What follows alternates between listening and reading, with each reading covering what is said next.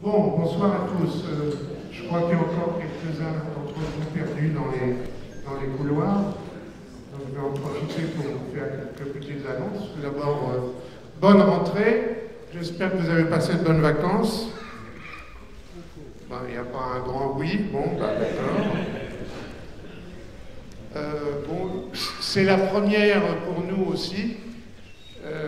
C'est quoi tous ces gens qui rentrent par le haut, là, et qui ne se sont pas pointés? Oh, Daniel, elle ne va pas être contente. Hein, Daniel, tu laisses rentrer les gens par le haut? Comme ça?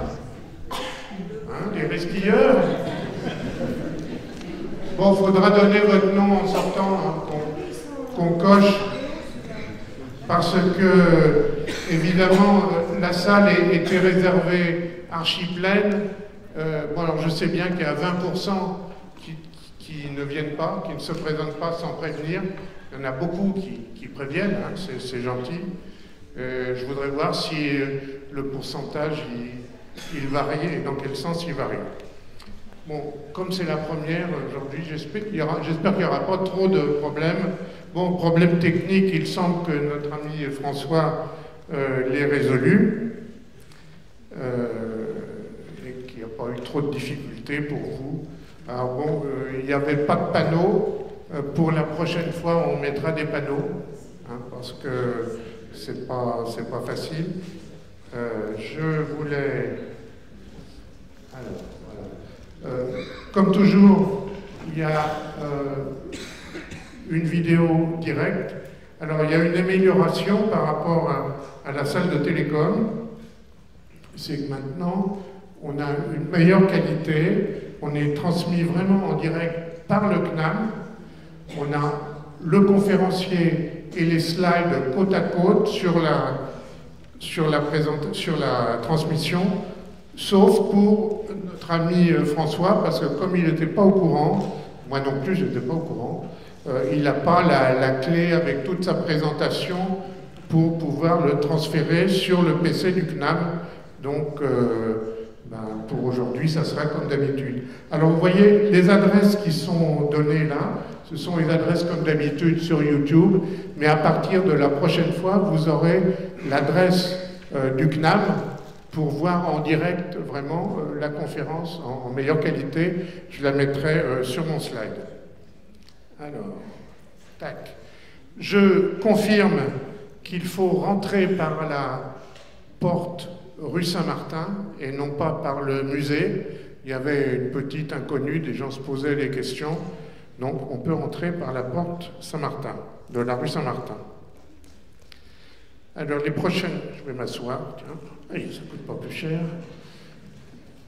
Les prochaines conférences de la SAF, donc vous savez que la prochaine, ça sera avec Jean-Pierre Luminet, qui va nous parler de Hawking.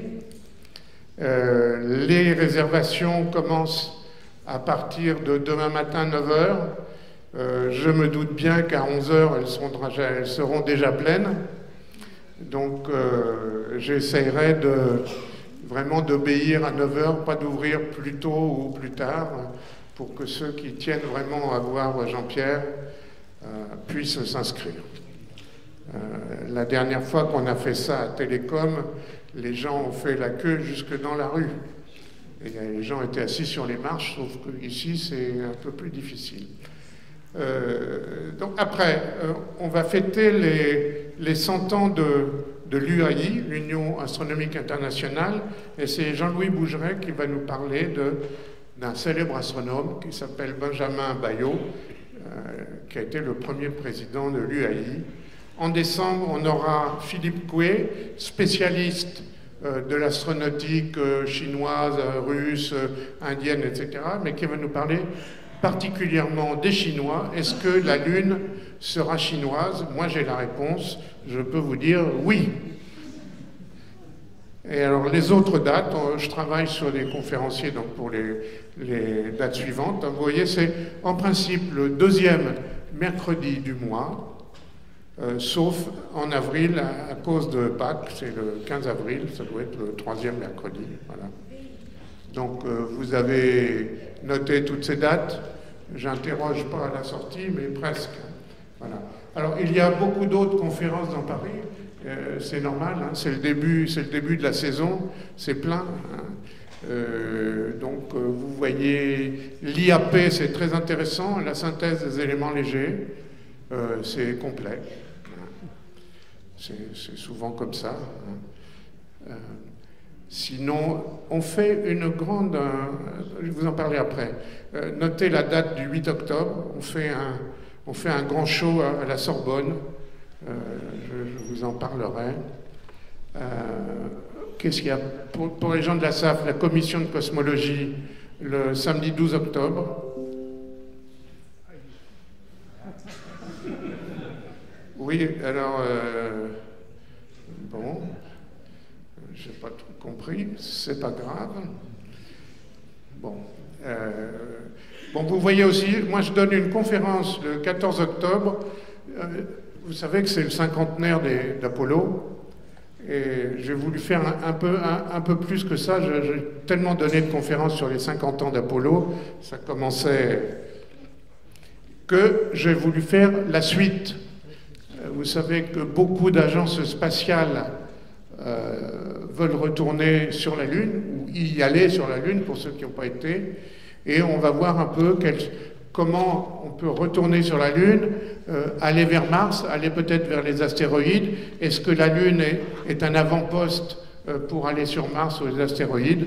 Je vous ai préparé une belle conférence, donc si ça vous intéresse, c'est dans le cadre des conférences du CIS-PTT, qui eux aussi ne peuvent plus retourner à Télécom. Hein, bien sûr, ils avaient leurs entrées à Télécom, et ils ont trouvé un auditorium, l'auditorium Ahara, dans le 13e aussi. Voilà. Et qu'est-ce qu'il y en a encore? À l'Observatoire de Paris, Françoise Combe, mais elle ne tient pas beaucoup à ce qu'on fasse de la publicité parce que la salle est très petite, mais pour les passionnés du Big Bang, elle va nous faire l'histoire du Big Bang, sous son aspect donc historique, dans la salle de l'atelier, le 16 octobre à 14 h. C'est entrée libre, gratuite et obligatoire, mais il faut s'inscrire. Hein, donc vous vous inscrivez, vous cliquez sur mon site, vous cliquez sur le séminaire d'histoire de l'astronomie et vous inscrivez. Je pense que ça doit commencer à être plein. Voilà, je crois que ça, on a vu ça. Alors voilà ce dont je vous parlais. Le 8 octobre, dans l'après-midi, de 14 h à 20 h en gros, de 14 h à 20 h, on va fêter les 500 ans de la mort d'un grand génie, Léonard de Vinci, qui est mort en France, hein, vous le savez. Et on a réservé le grand amphithéâtre de la Sorbonne.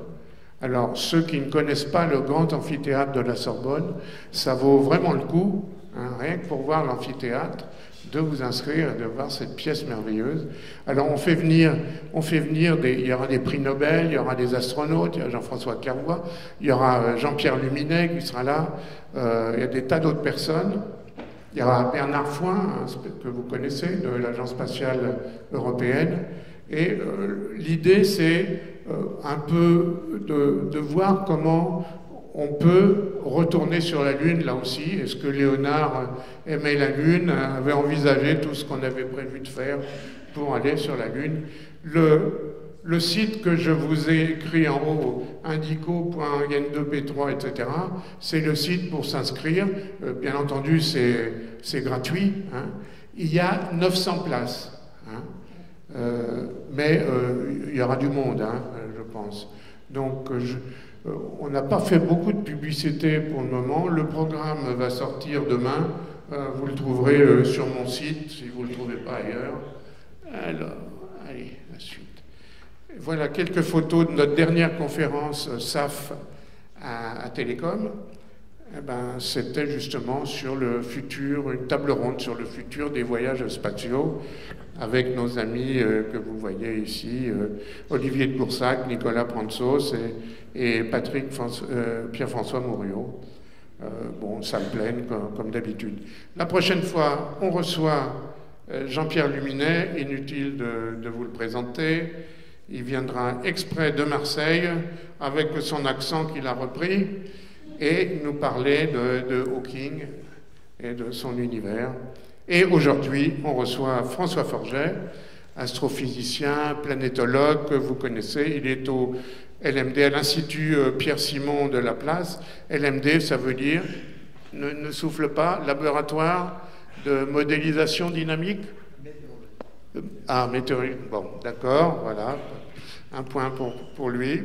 Et il va nous parler de l'exploration passée et future de Mars. Je vous souhaite une bonne conférence. Merci.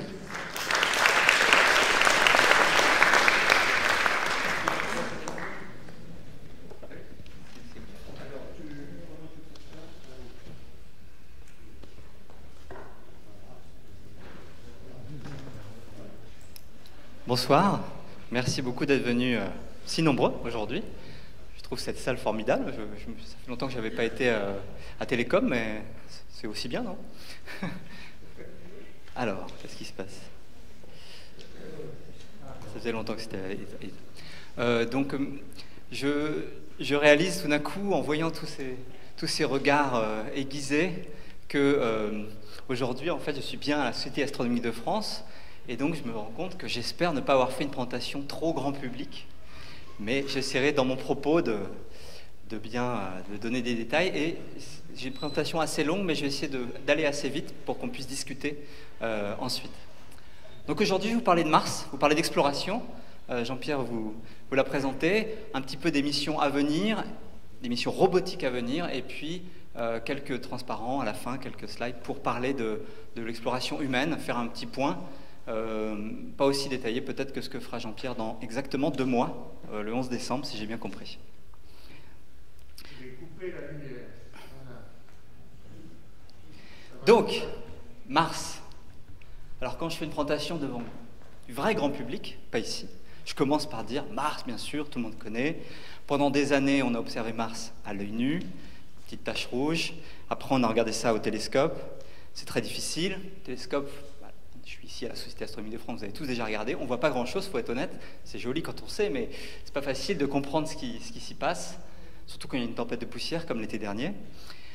Mais malgré tout, on avait pu apprendre des choses, échafauder des scénarios, et bien sûr, pendant longtemps, on a cru qu'il y avait de la vie, des martiens, et il y a une fiction passionnante qui a complètement disparu. Pendant très longtemps, on disait les martiens, on pensait les extraterrestres, et c'est plus trop le cas maintenant, parce qu'évidemment, maintenant, on sait que la vraie planète Mars, elle est vraiment différente. Elle est peut-être moins spectaculaire pour les astronautes d'Hollywood.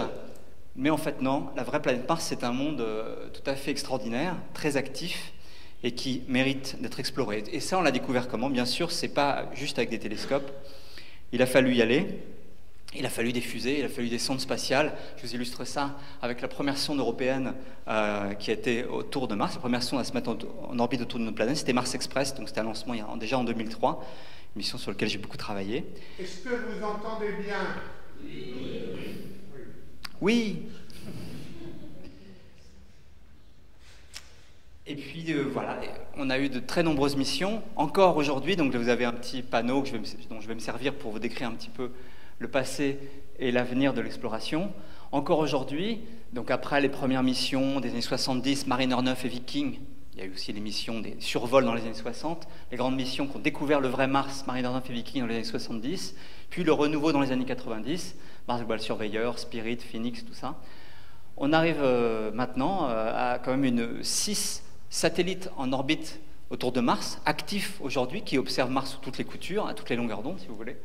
Vous avez le robot Curiosity qui est actif, Spirit, Insight dont je parlerai tout à l'heure, et puis Opportunity, je l'ai laissé là, un peu par nostalgie, même si, comme vous le savez, il est mort de sa belle mort, c'est-à-dire tué par une tempête de poussière sur Mars à l'été dernier, il y a un peu plus d'1 an.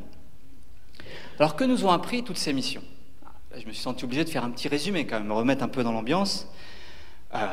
Qu'est-ce que c'est que cette planète Mars? Alors, comme je l'ai dit tout à l'heure, toutes ces missions nous ont montré que Mars était une planète très active, par bien des aspects aussi riches au niveau de sa géologie, de sa climatologie que la Terre. Et c'est d'autant plus intéressant qu'il y a beaucoup de points communs. Comme vous le savez, même si vous avez une atmosphère beaucoup plus fine, on a une atmosphère près 100 fois plus fine, 6 hectopascales à la surface, essentiellement du dioxyde de carbone, on est 1,5 fois Mars n'est pas juste à côté de la Terre, hein, comme sur ce schéma, mais elle est 1,5 fois plus éloignée du Soleil que la Terre. Et donc elle est un peu plus froide. Mais par ailleurs, il y a beaucoup de points communs. L'obliquité, hein, l'inclinaison de l'axe de rotation par rapport au plan de l'orbite est de 25 degrés 2 par rapport à 23 degrés 5 sur Terre, c'est-à-dire que le cycle des saisons, même si l'année est un peu plus longue, est quasiment le même. La durée du jour, c'est 24 heures 40 minutes, donc on a vraiment, quand on travaille sur Mars, entre guillemets, ou quand on l'étudie, on retrouve tous ces repères. Et même au niveau scientifique, le fait que la rotation soit presque la même fait que la force de Coriolis qui contrôle la circulation atmosphérique, tout ça, c'est très similaire. Et donc on retrouve à peu près les mêmes phénomènes. Alors de même que sur Terre, le climat est rendu complexe par les nuages, les océans, la glace. Alors, on n'a pas d'océan sur Mars, c'est un climat hypercontinental. Par contre, on a d'autres phénomènes qui rendent la planète très active et compliquée. On a des tempêtes de poussière, comme on voit ici. Il se forme là, vous avez une dépression avec un front qui soulève du vent. La dépression se forme parce qu'on est au bord d'une calotte polaire de glace carbonique, donc l'atmosphère congelée. Ça, c'est très exotique par rapport à la Terre. On a aussi, comme c'est marqué ici, de la brume de glace d'eau. Et donc sur cette planète, on a toujours plein d'activités. Je vous rappelle que la température, alors typiquement la journée va être de l'ordre à la surface de 20 degrés. Par contre, la nuit suivante, la température va descendre à moins 80. Et puis dans les régions polaires, comme on voit ici, là on est au printemps, toute une partie de la surface est recouverte de glace carbonique. La glace carbonique est toujours autour de moins 135 degrés. Alors, souvent on pose la question, est-ce qu'il y a de l'eau sur Mars? Tout le monde sait la réponse ici, mais on me pose la question. Et effectivement, il y a beaucoup d'eau sur Mars. Ne serait-ce que tout au nord, vous voyez ici cette grosse calotte qui fait à peu près 1000 km de diamètre, c'est la calotte polaire nord, qui chaque été est exposée au soleil. La vapeur d'eau se sublime et vous avez tout un cycle hydrologique avec transport de la vapeur d'eau. L'eau va se condenser pour former les nuages que vous voyez là. Et c'est ainsi que, autour, par exemple, des grands volcans comme Olympus Mons, le grand volcan du système solaire, 28 000 mètres de haut par rapport à la base, eh bien, toujours une formation de nuages, en tout cas pendant une bonne partie de l'année, à la période la plus humide. Et puis, dans bien des endroits, ici, c'est une image de la surface prise par la sonde Viking 2 en 48 degrés nord, dans les années 70. 48 degrés nord, c'est exactement la latitude du CNAM. Et vous avez là, chaque automne, hiver et printemps, du givre qui se forme. Ce n'est pas du givre carbonique. Le givre carbonique, la neige carbonique est plus au nord, mais c'est du givre de glace d'eau. Donc on a beaucoup d'eau, dans le sous-sol, je n'en parle pas, dans l'atmosphère, sous forme de nuages, du givre dans toute une partie de l'année, sur toute une partie de la planète Mars. Par contre, c'est de l'eau toujours sous forme solide ou sous forme gazeuse. On n'a pas d'eau liquide en surface. On comprend pourquoi, hein. La pression est trop basse pour que de l'eau liquide puisse se stabiliser.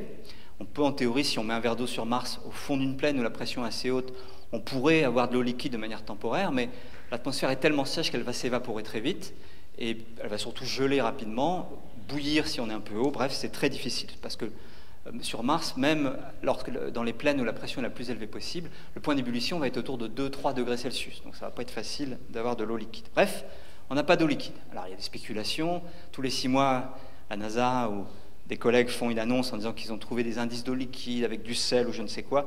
En réalité, il n'y a vraiment pas d'eau liquide à la surface de Mars. Alors évidemment, c'est embêtant. Parce que sur Terre, la vie telle qu'on peut l'imaginer, telle qu'on la comprend, telle qu'on peut la détecter, eh bien la vie a besoin d'eau liquide. C'est même très simple sur Terre. Partout où il y a de l'eau liquide, il y a une vie active. Partout, même dans les nuages, les gouttelettes, même dans le sous-sol, partout. Quasiment pas d'exception.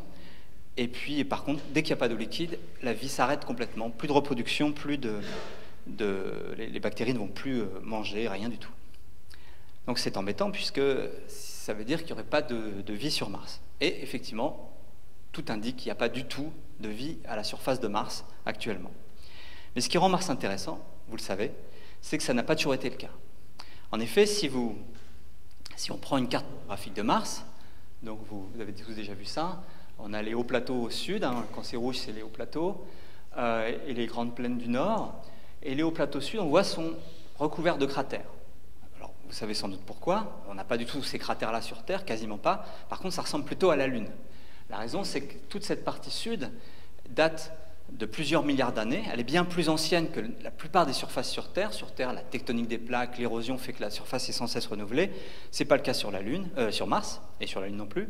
Résultat, vous avez plein de terrains qui remontent à 3,8-4 milliards d'années, c'est-à-dire dans la jeunesse du système solaire, la jeunesse de la planète. Et ce qui est intéressant, c'est que dès qu'on regarde dans ces terrains anciens, là où il y a beaucoup de cratères, eh bien, on voit des traces de lits de rivières, des traces de lacs. On peut presque démontrer que c'est quelque chose qui ressemblait beaucoup à la Terre, de l'eau liquide. Et on a eu vraiment, pendant probablement des millions d'années, voire peut-être des centaines de millions d'années, un cycle hydrologique qui ressemblait à la Terre, avec relativement aride, mais avec quand même probablement des précipitations. On voit aussi, quand on regarde la minéralogie, que des zones entières ont été altérées en présence d'eau liquide. On retrouve des argiles, par exemple, partout sur Terre, parce qu'il y a de l'eau liquide, mais c'est très rare ailleurs. Et donc, partout où on regarde, on voit que ces terrains anciens ont connu une époque différente. Mars devait être une planète vraiment très, très différente, il y a 3,5-4 milliards d'années. Alors ça, c'est passionnant. On a envie d'abord de mener l'enquête au niveau géologique. On aurait envie d'envoyer des paléontologues qui pourraient chercher des fossiles. Alors, on ne s'attend pas à trouver des coquillages, mais peut-être des bactéries fossiles ou des indices. Vous savez, peut-être sur Terre, on trouve des indices parfois visibles, les stromatolites qui ont été laissés par des accumulations de bactéries, des choses comme ça, et on rêve d'aller mener l'enquête là-dessus. Évidemment, c'est difficile.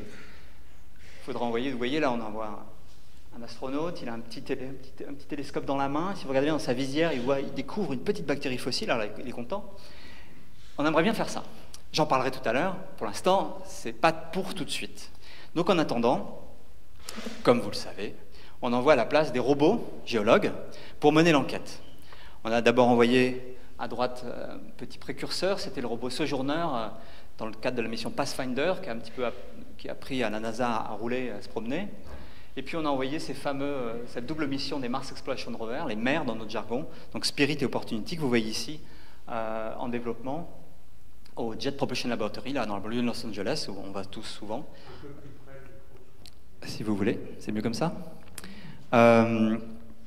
Et qui ont eu une mission, alors que leur mission initiale était prévue pour 90 jours, ont pu explorer, parcourir des dizaines de kilomètres et explorer les terrains anciens de Mars. Et puis plus récemment, donc là c'est une photo qui était prise en juin 2011, pour un atterrissage qui était en août 2012, le rover Curiosity, un engin vraiment spectaculaire, presque il pèse presque une tonne, des roues impressionnantes, c'est vraiment un engin très impressionnant. Je peux le dire d'autant plus qu'actuellement JPL, il y a son petit frère Mars 2020 qui est en développement, et c'est vraiment impressionnant à voir en vrai. Donc on a envoyé ce robot géologue, vous avez tous déjà vu ces images, Curiosity qui explore le fond d'un cratère, le cratère Gale, qui contient plusieurs kilomètres de sédiments. Certains sédiments sont éoliens, mais une grande partie sont des sédiments lacustres qui ont été déposés en présence d'eau liquide. Au fond, rover Curiosity a pu cartographier cette zone, la Yellowknife Bay par exemple, qui a été démontrée comme étant les restes d'un ancien lac. Un petit peu plus loin, vous avez un torrent avec des galets. Il n'y a plus rien maintenant, mais c'était il y a quelques milliards d'années. Et puis, Curiosity remonte actuellement le centre du cratère, qui est donc cette accumulation de sédiments, le mont Sharp, et mène une enquête très intéressante sur tous ces sédiments, tout ce passé très ancien. Alors avant d'aller plus loin, j'aime bien raconter quand même que pour l'instant, je vous ai parlé de succès, toutes ces missions là que j'ai listées, c'est des réussites, mais il faut se souvenir que l'exploration de Mars, l'exploration spatiale en général, est une exploration assez difficile. Et pour vous illustrer ça, je vais vous raconter un peu mon expérience personnelle en partant du début de ma carrière. Alors j'ai commencé moi comme ingénieur. Alors au début j'étais dans l'offshore, après j'ai travaillé au CNES, ingénieur au CNES. Le CNES m'a envoyé à la NASA.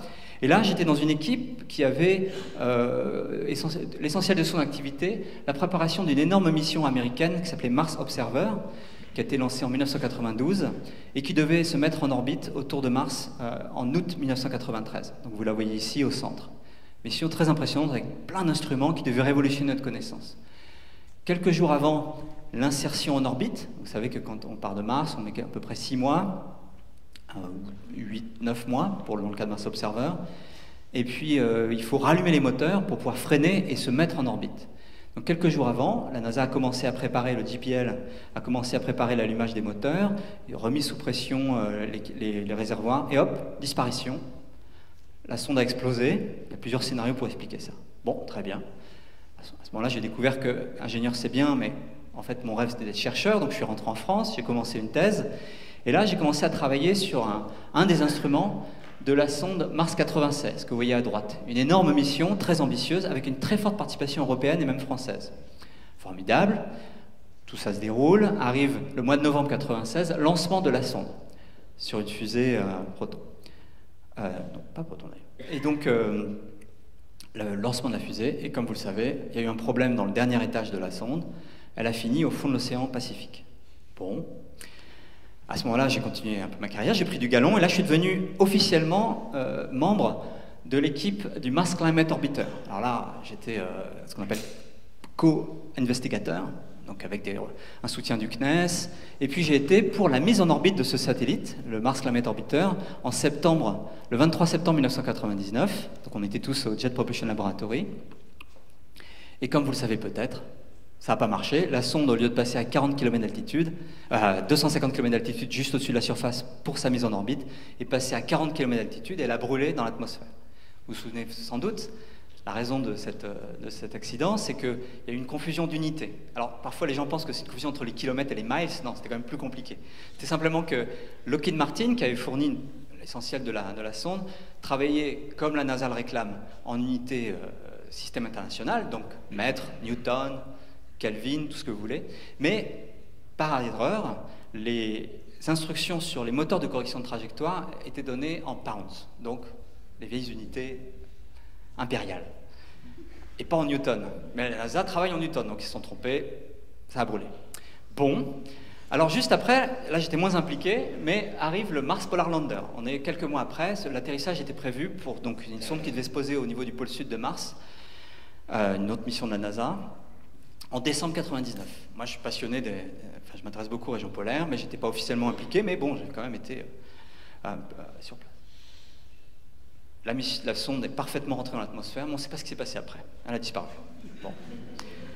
Très bien. Donc après, j'ai continué. Alors, je me suis très fortement impliqué dans la mission européenne dont je vous ai parlé tout à l'heure, qui est renée des cendres de Mars 96, donc la mission Mars Express. Sur Mars Express, il y a des spectromètres français, une caméra allemande, un radar italien. Et puis, les Anglais ont dit, bah non, nous, on va fournir un petit atterrisseur, avec l'aide de l'Agence spatiale européenne, qui s'appelait Beagle 2. Vous voyez ici au milieu. Un petit atterrisseur, très ambitieux. Beagle 1, c'est le bateau sur lequel Darwin a fait ses aventures. Et Beagle 2, bah, c'était lui, il devait faire Darwin sur Mars, quoi. Donc, l'atterrissage était prévu la nuit de Noël 2003. Et ça n'a pas fonctionné. On n'a jamais eu de nouvelles. Enfin si, plusieurs années plus tard, la caméra très haute résolution de Mars Reconnaissance Orbiter, le satellite, a trouvé Beagle 2, et on a vu qu'elle s'est bien posée, elle a ouvert la moitié de ses panneaux solaires, et pas tout. Alors, je n'ai pas le temps d'en parler, mais la première commission d'enquête a conclu que c'était de ma faute. Je vous raconterai pendant les questions si vous voulez. Et puis bon, ça a continué. Bon, après, il y a eu cette grosse mission Phobos-Grunt en 2011, sur lequel je n'étais pas beaucoup impliqué, mais qui elle aussi a raté l'allumage du quatrième étage plutôt, pour aller vers Mars, et elle a aussi fini au fond de l'océan Pacifique. Bref, c'est pas facile. Alors que conclure? Alors quand je raconte ça au grand public, et parfois à certains collègues, leur conclusion, c'est peut-être que François Forget serait peut-être un peu un chat noir. Mais non, la vraie raison, c'est que c'est vraiment difficile. Donc l'histoire que je vous raconte, en fait, elle est partagée par tous mes collègues qui ont un petit peu de bouteille. Ça marche pas toujours, c'est vraiment difficile. Le moindre erreur, je suis sûr qu'il y a des ingénieurs dans la salle, on peut pas tout tester, le contrôle qualité est maximum, mais c'est vraiment difficile, on paye cash le moindre erreur. Et d'ailleurs, je voudrais pour illustrer ça, vous raconter une dernière histoire que j'avais pas mise là sur ce tableau que j'ai constitué il y a quelques années. Je vais vous parler de le dernier échec en date, sur lequel j'ai énormément travaillé. C'était la sonde Schiaparelli, qui était donc cet atterrisseur de démonstration, pas très ambitieux scientifiquement, mais quand même, il y avait plusieurs instruments à bord, etc., et qui devait se poser donc en octobre 2016 à la surface de Mars dans le cadre de la mission ExoMars 2016.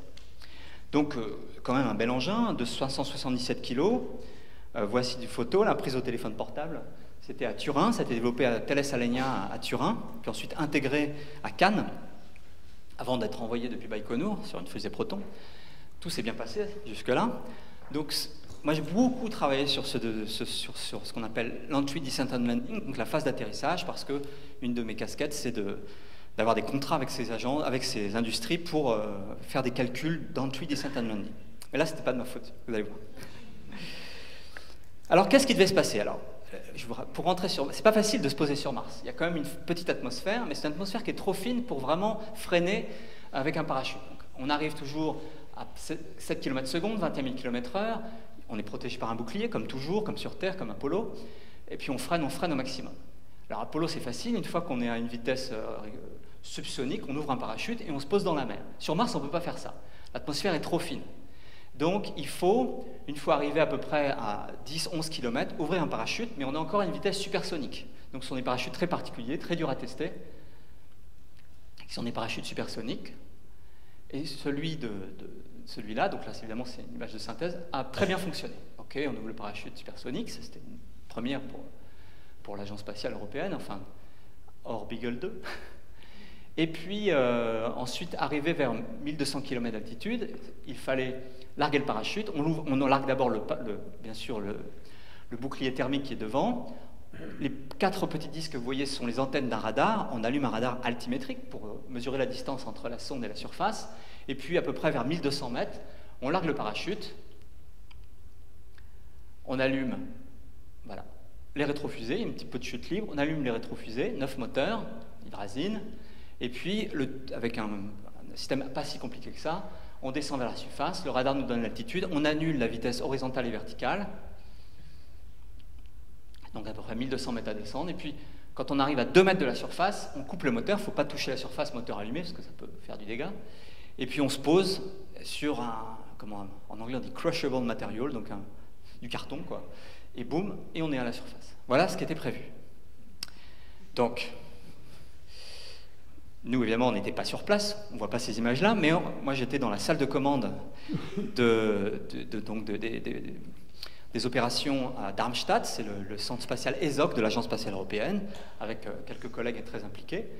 Et puis, on pouvait très bien suivre la chose. Pourquoi? Parce que, en temps réel, nos collègues indiens, qui possèdent un réseau de radiotélescopes incroyable à Pune, 28 radiotélescopes de 45 mètres de diamètre, avaient réussi à capter le signal UHF, signal pas très puissant, qui est en fait destiné à reléguer l'atterrisseur vers les satellites qui sont en orbite, qui devaient faire relais. Mais quand ils sont en orbite, ils peuvent récupérer l'information, puis la retransmettre plus tard. Donc on s'attendait à avoir des informations quelques heures plus tard.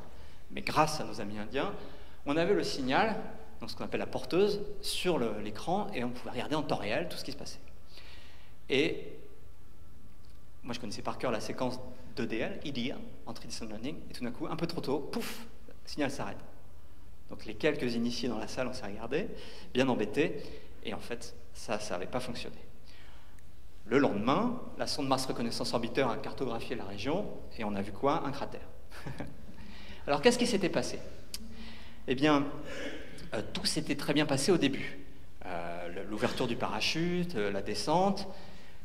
Et ce qui est bien, c'est qu'il y avait une partie qui était quand même très réussie, c'est que pendant ce temps-là, c'était vraiment l'objectif de la sonde, c'était de vérifier de nos technologies pour l'entrée des Descent and Landing. Le TRESGAS, toutes les informations technologiques et scientifiques, notamment l'expérience scientifique Amelia, pour mesurer des propriétés dont j'étais co-responsable, a pu récupérer pas mal d'informations. Par contre, les choses ont commencé à mal se passer à 11 000 mètres pendant l'ouverture du parachute. Comme prévu, le parachute a créé des énormes secousses. Ce qui s'est passé, c'est que, évidemment, sur un engin comme ça, le contrôle latitude est mesuré par une centrale inertie et un gyroscope. Ça s'appelle Inertie IMU, donc Inertie Unit. Et le gyroscope a mesuré cette très très fort mouvement de rotation. Mais ce qui s'est passé, c'est qu'il a saturé. Donc au lieu de mesurer ce très fort mouvement en radians par seconde pendant quelques millisecondes, il a saturé et il a transmis un mouvement énorme en radians par seconde pendant presque une seconde. Et ça, ce n'était pas prévu, ce n'était pas documenté par le fournisseur du matériel. Je peux le dénoncer, c'était Honeywell. Je ne vais pas le dire normalement. Et Et donc, la sonde, l'ordinateur a mesuré que la sonde avait vraiment tourné sur elle-même. Pour être sincère, ce n'est pas de la faute de Newell. Il aurait fallu qu'il y ait plus de moyens pour qu'on puisse vérifier, tester tout le matériel, y compris cette centrale à inertie. Donc ce qui s'est passé, c'est que, au lieu d'être en attitude réelle vers le bas, l'ordinateur a conclu que, vu la vitesse de rotation qu'il y avait eu pendant une seconde, on était la tête en bas. Ça n'aurait pas été trop gênant, sauf que, quand on estimait l'altitude avec le radar altimétrique, on mesurait la distance entre la sonde et la surface, corrigée, comme toute personne qui a fait un peu d'études, par le cosinus de l'angle d'inclinaison. Le problème, c'est que si vous faites le cosinus de l'angle d'inclinaison et que vous pensez que vous êtes la tête en bas, ça vous donne une valeur d'altitude négative. Donc il y a eu à 4000 mètres l'estimation d'une altitude négative, panique pour un ordinateur, décision de larguer le parachute. Largage du parachute, on a allumé les rétrofusées quelques secondes, mais comme on était toujours sous la Terre, on a éteint les rétrofusées et on est tombé de 3700 mètres. Donc crash. Que conclure de ça? Non. Non, la conclusion, encore une fois, c'est que c'est difficile. Bon, en l'occurrence, je pourrais développer qu'il y a quand même eu une faillite. Ça aurait dû réussir, une faillite humaine dans certaines procédures qui, à mes yeux, n'est pas... je ne pense pas que la faute soit sur les ingénieurs de Thales Alenia, qui étaient très brillants, mais un système de review, pour ceux qui connaissent, qui n'était pas, je pense, assez élaboré. Alors, donc, on arrive maintenant en 2010, alors j'ai mis 2018, on a toutes ces missions qui nous apprennent énormément de choses sur Mars. Alors, qu'est-ce qui va se passer maintenant? Quelle est la suite des missions robotiques? Alors, toutes ces missions robotiques à venir sont motivées par la science. Donc, une bonne manière de présenter les missions à venir, c'est de faire un peu un point sur ce qu'on sait et ce qu'on ne sait pas. Et en fait, je peux simplement résumer tout ce qu'on ne sait pas par des grandes questions. Et il y a plein de choses qu'on ne sait pas, évidemment. Je ne vais pas pouvoir détailler. Comment se forment les planètes telluriques comme Mars et la Terre? Est-ce que Mars s'est formé comme la Terre ou est-ce que c'est quelque chose de complètement différent? On aimerait bien le savoir, il manque des informations. Que s'est-il passé sur Mars il y a 4 milliards d'années? Puisqu'il y avait de l'eau liquide, la vie est-elle apparue? Donc, il t'a mené. Pourquoi Mars n'a pas connu le même destin que la Terre? Elle était propice à la vie, à l'eau liquide il y a 4 milliards d'années. Pourquoi est-ce qu'elle n'est pas restée comme ça? Comment fonctionne le système climatique martien aujourd'hui? La vie subsiste-t-elle dans le sous-sol martien? Voilà tout plein de questions sur lesquelles on aimerait enquêter. Alors, vous voyez que toutes ces questions ont plein de motivations. On essaie de comprendre nos origines, l'origine de la vie. On fait aussi de la planétologie comparée. Quand on essaie de comprendre comment la Terre et Mars ont démarré, comment fonctionne le système climatique martien, l'intérêt, c'est de comprendre comment fonctionnent les planètes telluriques. Bon, ça c'est pour faire genre. Bref, on apprend beaucoup sur nous. Alors, une première question, c'est comment se forme une planète tellurique comme Mars et la Terre? Et pour répondre à cette question, il faudrait connaître, si vous voulez, comment sont structurés l'intérieur des planètes. Alors, sur Terre, on le sait tous, on a tous vu ça dans les livres de sciences naturelles, eh bien, on connaît très bien la structure interne de la Terre. C'est même fascinant. Moi, je me souviens, quand on est au collège ou à l'école primaire, on se demande comment on a fait pour sonder l'intérieur de la Terre. Est-ce qu'on a fait des trous très profonds? Bien sûr que non. Comment on a fait pour savoir qu'il y avait une graine, un manteau, avec une structure? On connaît maintenant la structure de manière très détaillée, et ça, c'est un schéma simplifié niveau CM2, mais on connaît mieux. Alors, comment on a appris ça? On a appris ça en faisant de la sismologie. Tout simplement, depuis toutes ces années, depuis plus de 100 ans, on a un réseau de sismographes à la surface de la Terre. Puis dès qu'il y a un tremblement de terre, excusez-moi, eh bien, le tremblement de terre lui-même est intéressant, mais ce qui est surtout intéressant, c'est qu'il crée une source d'ondes qui vont éclairer l'intérieur de la Terre comme en échographie, et le réseau de sismographes va absolument sonder l'intérieur, la structure interne de la Terre en détail. Et évidemment, on aimerait faire ça sur toutes les autres planètes pour pouvoir comprendre comment ils sont structurés. Et en fait, la structure nous informe en détail sur les origines, comment se forme une planète tellurique. Il y a plein de questions qui se posent, je n'ai pas le temps de détailler, plein de questions qui se posent. Alors, on a bien fait de la sismologie sur la Terre, sur la Lune. Oups. Et puis, on aimerait bien faire la même chose sur Mars. Alors, comme vous le savez, on a enfin démarré cette enquête-là grâce à une mission, la mission InSight, qui a posé, il y a quelques mois, un sismomètre à la surface de Mars. Alors, voilà un time-lapse qui illustre le montage de cet atterrisseur hein, qui s'est posé donc, il y a quelques mois. Ce qui est bien, c'est qu'à bord, vous avez un instrument, un sismomètre, et ce sismomètre a été vraiment complètement fabriqué en France, sous la direction de l'Institut physique du globe, là, qui est à côté de Jussieu, de l'autre côté de la Seine, par rapport à ici, mais tout près. Et on a pu développer un instrument que personne ne savait faire, y compris les Américains, donc ce sismomètre qui s'appelle SACE, sous la direction de mon collègue Philippe Lognonnet. Alors donc moi j'ai la chance de participer beaucoup à cette mission, et donc tout commence le 5 mai 2018 avec le lancement de InSight. Alors voilà une photo, c'est vraiment une photo. Bon en fait, InSight n'était pas lancé depuis la Floride comme d'habitude, mais depuis une base en Californie qui s'appelle Vandenberg, pour aller vers Mars, c'était bien, sauf que c'est une zone très connue pour ses brumes, et on n'a rien vu du tout. On a entendu quelque chose, mais on n'a rien vu du tout. Il y a un pilote d'avion de touriste un peu astucieux qui s'est mis à la limite de la zone d'exclusion et qui a pu prendre la photo de la sonde qui décolle, mais nous, on n'a rien vu du tout. Donc, InSight est donc arrivé sur Mars le 26 novembre dernier, et à nouveau, je vous montre des images de synthèse, à nouveau pour vous montrer toutes ces 6 minutes de terreur, on appelle ça, de la sonde InSight qui est à nouveau entrée à 21 000 km/h, comme le film que je vous ai montré précédemment, mais qui cette fois a pu se poser. Alors le système est un peu différent, c'est le système américain qui était quand même bien au point, puisque c'était la même technologie exactement que la sonde Phoenix en 2008, mais malgré tout, je vous assure que c'est un stress incroyable de vivre ces 6 minutes de terreur, surtout quand on est spécialisé dans les échecs. Alors j'avais pas mal travaillé sur l'environnement d'InSight, on avait un contrat avec le CNES et le JPL, mais moins que les fois d'avant. Et donc la sonde arrive sur trois pieds, hein, c'est plus genre modèle lunaire sur la Lune, des rétrofusées, quelque chose de très commandé, et puis voilà, la sonde devait se poser. Alors je vais poursuivre le film pour raconter ce qui s'est passé après. Donc très rapidement, là dans les heures qui ont suivi, même les minutes, InSight a déployé ces panneaux solaires qui sont en forme d'accordéon, qui font quand même plus de 2 mètres de diamètre, hein, c'est assez gros quand même. Et puis, dans les mois qui ont suivi, pas du tout les minutes comme ou les secondes comme sur ce film, un bras automatique a pris, ce que vous voyez là, c'est le sismomètre français, SACE, et l'a posé à un endroit qu'on a choisi soigneusement pour donc mesurer les tremblements de Mars. Alors, si on le posait juste comme ça, il y a quand même du vent sur Mars. Il y a aussi des grands cycles, comme je l'ai dit, le cycle de température est extrêmement marqué, entre plus 20 et moins 80 entre la nuit et le jour. Même à cet endroit-là, on a vu que la température descendait à moins 95. Et donc, pour le protéger du vent et des grandes variations thermiques, on avait prévu de mettre un bouclier assez lourd, entouré de cottes de mailles. On a prévu. Ça s'est fait, hein, ça a été fait. Et on a pu comme ça protéger le sismomètre qui fonctionne maintenant à merveille à présent.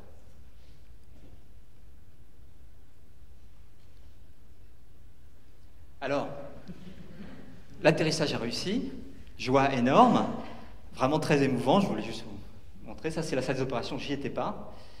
Moi, j'étais dans une salle à côté avec les scientifiques. Ça, c'est quelques minutes après l'atterrissage. Et ce qui était bien, c'est que quelques minutes après l'atterrissage, on a immédiatement reçu des photographies de la surface. Alors, la photo est très mauvaise parce que l'objectif de la caméra a été complètement, couvert par des particules qui ont été soulevées par les rétrofusées, mais on a pu enlever la cellule et on a pu voir les choses.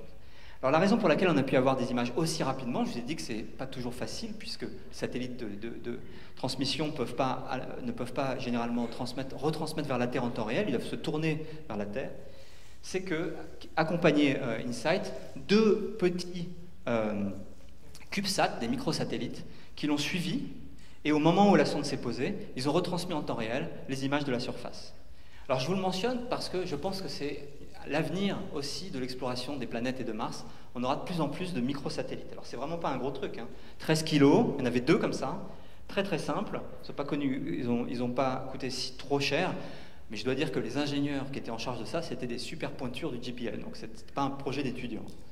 Donc 6 U pour ceux qui connaissent, c'est-à-dire ça doit faire 10 par 20 par 30 cm, donc un petit engin, et puis qui capturait l'UHF et relayait la bande X donc vers la Terre, c'est-à-dire le signal classique qui est récupéré par radiotélescope. Il y avait même une petite caméra à bord. Là, c'est une photo que j'ai prise avec mon téléphone portable. Quelques minutes après l'atterrissage, c'était la conférence de presse avec, vous voyez, le responsable de la mission Bruce Banner. Et en temps réel, ils nous ont montré une photo qu'avait réussi à prendre ce CubeSat, qui non seulement avait un relais antenne, mais pouvait prendre des photos. Alors, c'est une caméra de pas très bonne qualité avec un petit panneau solaire, l'antenne, je veux dire, au premier plan.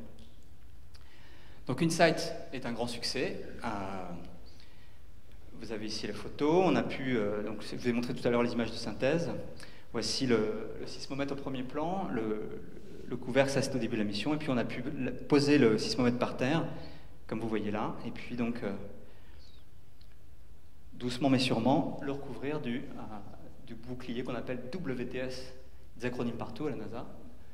Ça doit dire Wind and Thermal Shield sur le sismomètre français. Alors, accompagnant le sismomètre, il y avait des mesures météo dont je m'occupe, et puis surtout un autre instrument, non pas américain mais allemand, destiné à mesurer la structure interne de la température interne, le flux géothermique, on appelle ça, de Mars.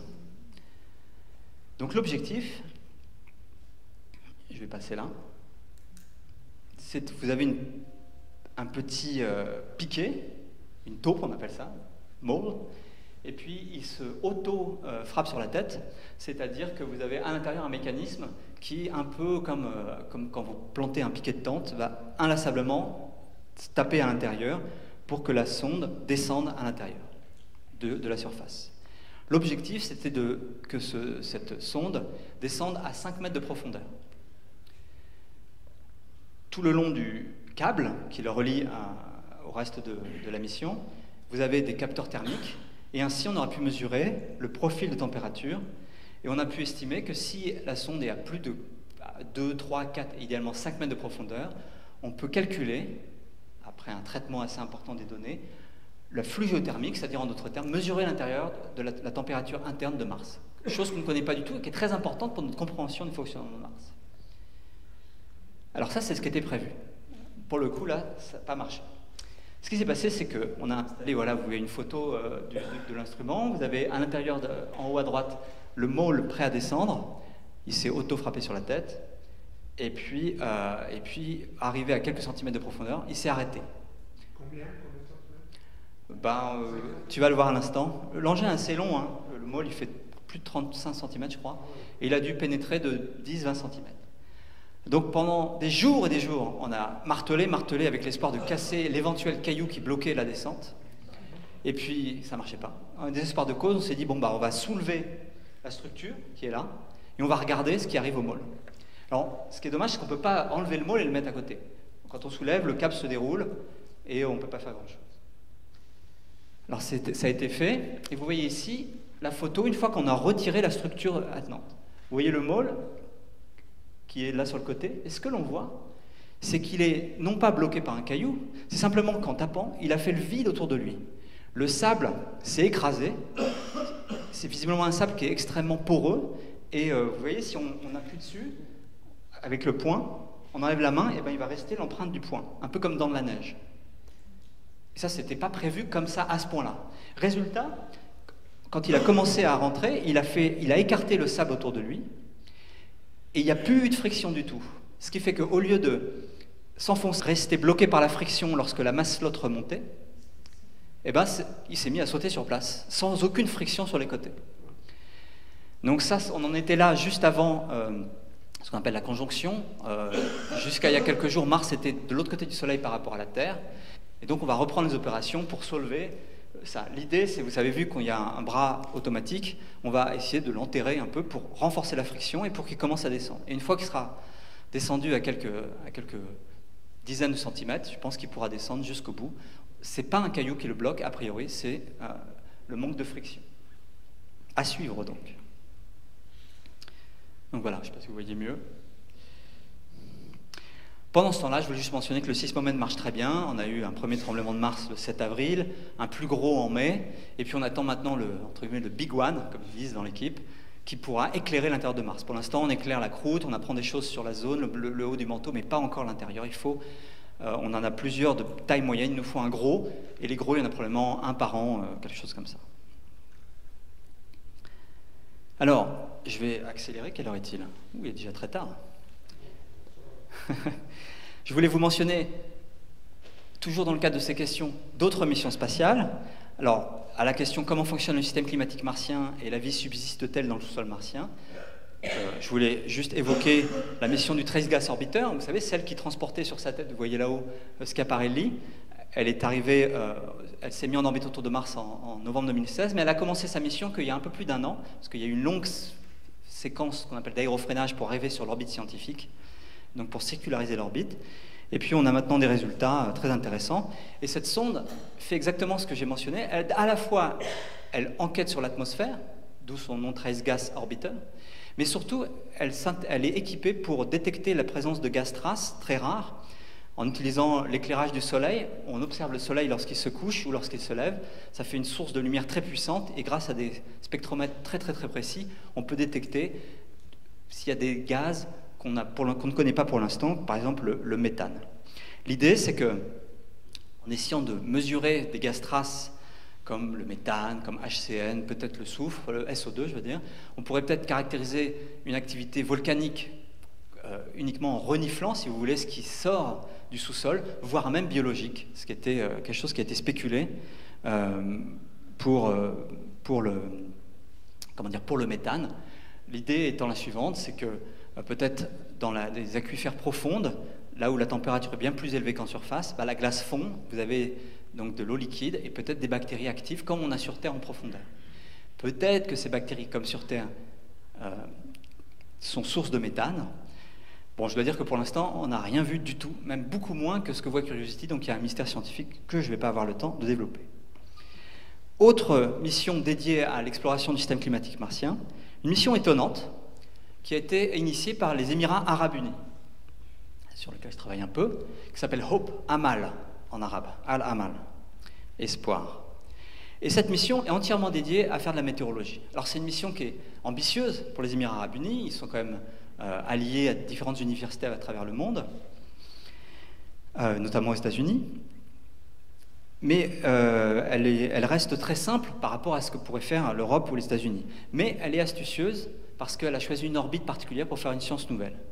Avant d'aller plus loin dans le détail, je voudrais dire une chose qui est étonnante sur cette mission, c'est que aux Émirats arabes unis, il y a un biais culturel qui est absolument l'inverse en Europe et en France, c'est que les études scientifiques sont absolument le choix des femmes. Depuis la création des Émirats, aux Émirats arabes unis, on a promu l'éducation des femmes, et l'histoire fait que les hommes vont plutôt faire du business, et à 90%, les ingénieurs et les scientifiques sont des femmes. D'ailleurs, la chef de mission est une très charismatique femme qui s'appelle Sarah Amiri, qui est très impressionnante, et toute l'équipe est constituée de femmes. Donc c'est assez étonnant quand on va travailler sur une mission d'un pays comme cela, on ne s'attendrait pas à ça, et c'est exactement l'inverse. Tout est très féminin, et eux-mêmes sont un peu choqués de voir qu'il n'y a que des hommes dans les ingénieurs européens et américains. Bon, je ne vais pas vous détailler, c'est une mission assez classique, qui a une certaine ambition parce qu'elle est faite non pas par un industriel de renommée, etc. C'est fait plutôt avec des universités. Des instruments très classiques, je ne vais pas détailler, une caméra thermique, une caméra normale, un spectromètre ultraviolet.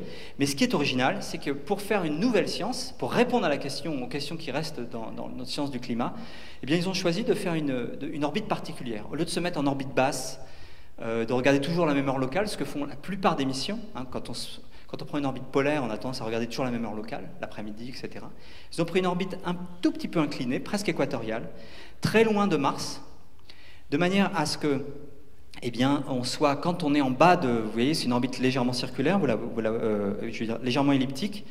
Quand la sonde est en bas ici, eh bien, on est quasiment en rotation synchrone avec la surface, en orbite marso-stationnaire, on dit aérostationnaire.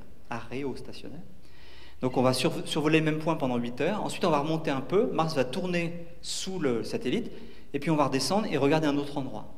Et avec ce concept d'orbite, on arrive à observer, à cartographier entièrement l'atmosphère de Mars à toutes les latitudes, toutes les longitudes, toutes les heures locales, matin, après-midi, en une semaine. Et ça, c'est bien parce que ça répond à une grande question qui reste en suspens dans la climatologie martienne, c'est qu'on ne comprend pas très bien le cycle diurne sur Mars.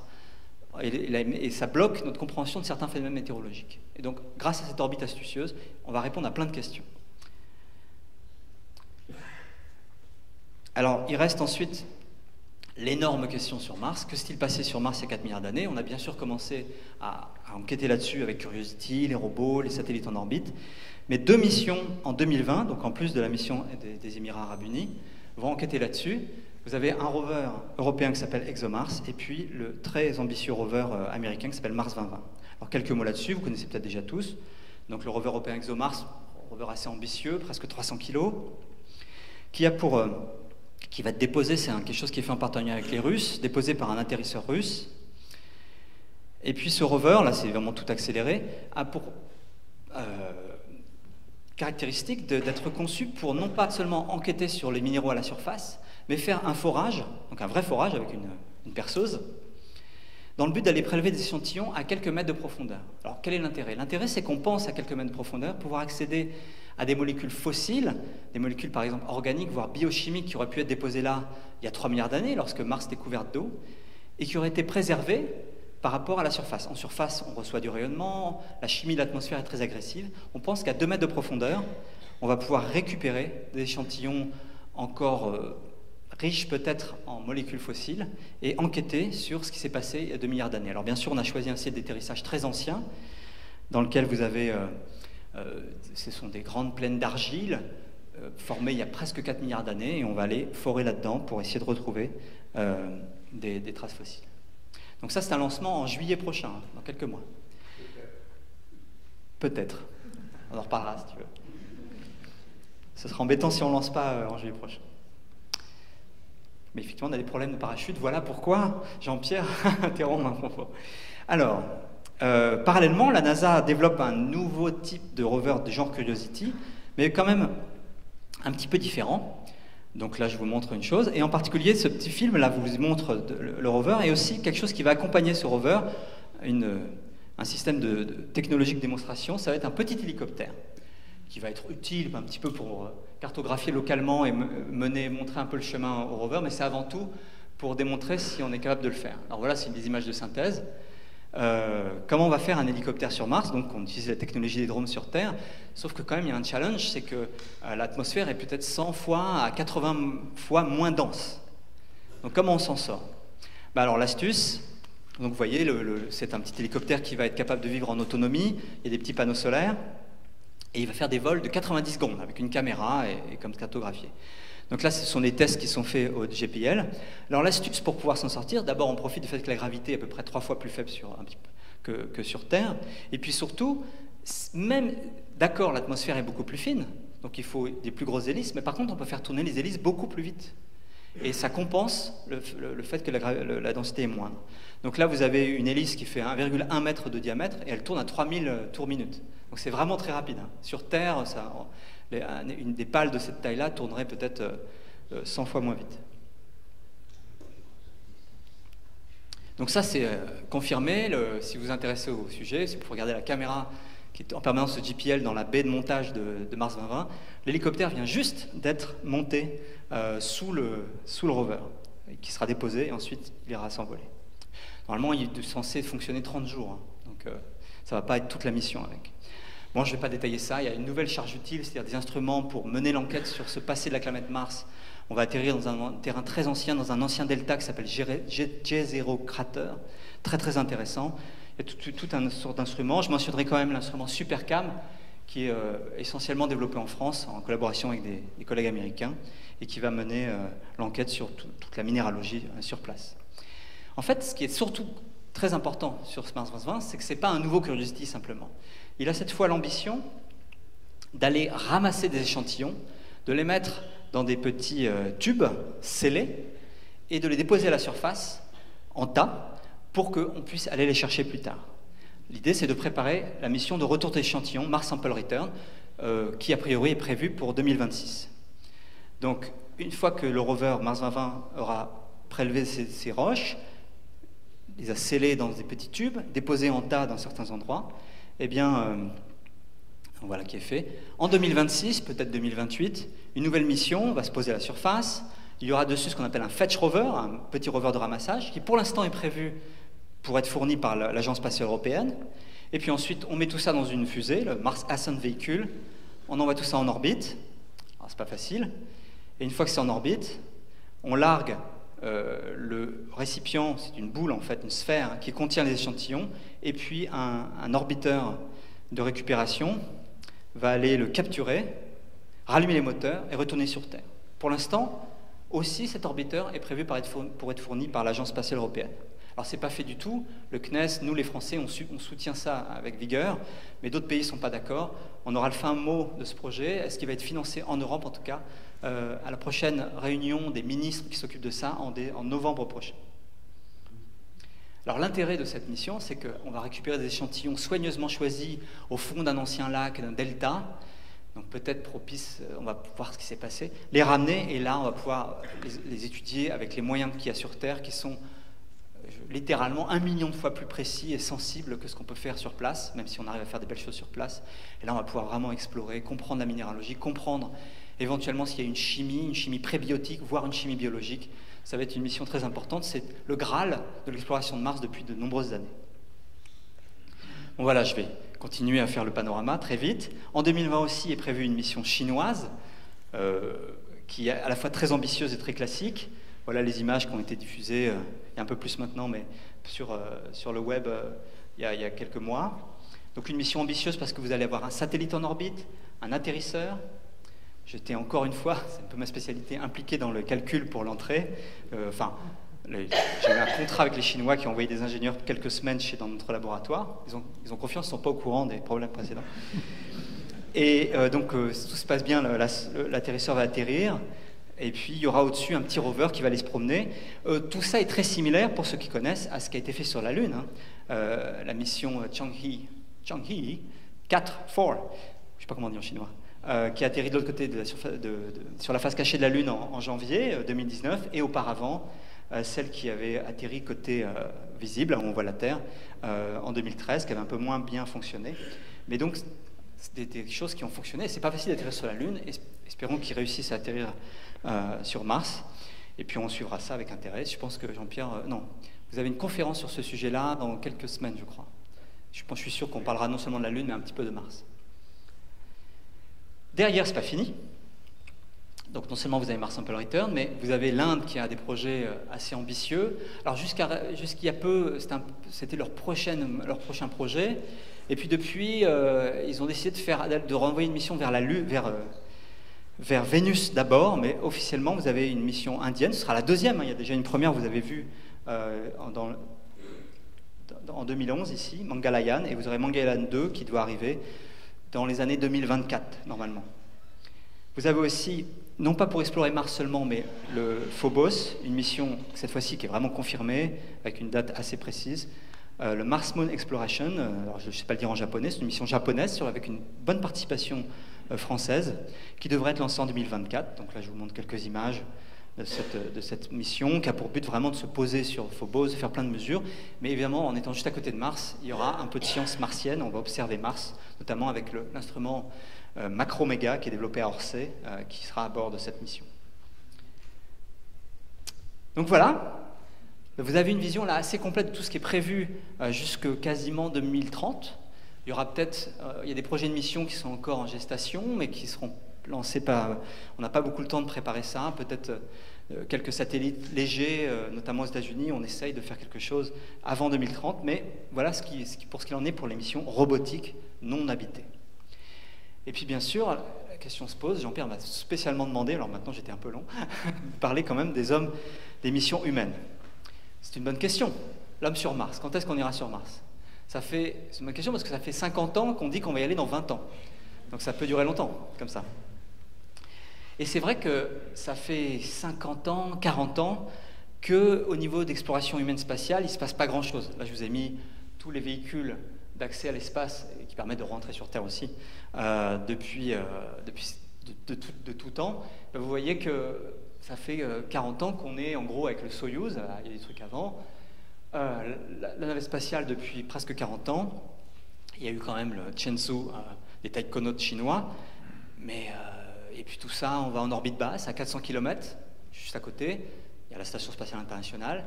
Mais on est d'accord, tout le monde ici, on s'est complètement habitué à ce qu'il ne se passe plus rien d'autre. Alors les choses vont changer. Les choses vont changer puisque l'arrêt de la navette spatiale l'arrêt promis, l'arrêt du développement de la Station spatiale internationale ont dégagé des fonds aux États-Unis, ce qui a permis d'abord de remplacer la navette spatiale. Donc ça, il va y avoir donc 2 véhicules qui vont rentrer en activité. En théorie, c'était cette année, mais à mon avis, ce sera en 2020, qui sont fournis par SpaceX, le Crew Dragon, et puis par Boeing, le Starliner, le CST-100, qui devrait normalement lancer des humains. Donc ça va être un choc pour nous. On va avoir des astronautes avec des nouveaux scaphandres, être lancés sur des fusées nouvelles, avec des nouveaux équipements, etc. Et puis juste derrière, plus intéressant encore pour notre histoire, le développement d'une capsule d'un type nouveau, Orion, dans le cadre du projet maintenant qu'on appelle Artemis, qui a pour objectif non plus d'aller simplement jusqu'en orbite basse, mais au-delà. Donc tout ça a été lancé il y a de nombreuses années, c'était le programme Castellation. Ensuite, à l'époque d'Obama, il a été décidé de mettre le focus sur un retour vers Mars, mais sans mettre aucun moyen, donc de toute façon ça n'a pas fait grand-chose. Et puis maintenant, où est-ce que va ce projet Orion? Ce sera probablement vers la Lune. Alors, allié à Orion, je vous ai mis quelques images d'une capsule Orion qui a été développée, qui a été testée en 2014, elle a été lancée sur une grosse fusée, elle est retournée sur Terre, ça marche pas mal. Maintenant, il faut terminer son adaptation pour les humains. Et puis, associé à cette capsule Orion, vous avez une nouvelle Saturn V, une nouvelle fusée géante qui s'appelle le Space Launch System, qui, je dois dire, prend 3 mois de retard tous les ans, mais peu à peu, ça converge, vous voyez. Et donc, qui devrait être prête, je pense, en 2021-22. Jean-Pierre fait la moue. Non, ils mettent des moyens supplémentaires, là. Et donc, dans le but d'avoir un nouveau système, une vraie capsule genre Apollo, une vraie fusée genre SLS, et puis pouvoir aller ailleurs, donc d'abord vers la Lune. Donc le premier objectif, qui est affiché, qui est financé en grande partie, avec des contrats qui commencent à être passés, c'est de développer une cible pour ces missions, cette mission Orion. Ce sera une première mini-station spatiale qui sera en orbite autour de la Lune. Avant on l'appelait le Deep Space Gateway, le Lunar Orbital Platform Gateway, maintenant on appelle Lunar Gateway ou Gateway. Donc je crois que ça va finir par Gateway ce truc-là. Donc le NASA Gateway, enfin NASA avec une forte participation internationale. J'ai oublié de mentionner, donc vous voyez ici cette petite station avec une capsule Orion qui arrive. La partie arrière avec les panneaux solaires, pour l'instant, pour toutes les prochaines missions, est développée en Europe, notamment en France.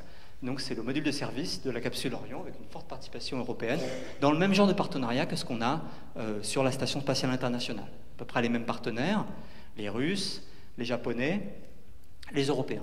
Enfin, tout ça n'est pas financé, mais en partie quand même. Et puis donc l'idée, c'est d'avoir une mini-station spatiale qui sera en orbite assez excentrique autour de la Lune pour apprendre à vivre loin de la Terre. Et je ne vais pas vous détailler ça. Donc on imagine pouvoir avoir jusqu'à 4 personnels à bord, 4 astronautes.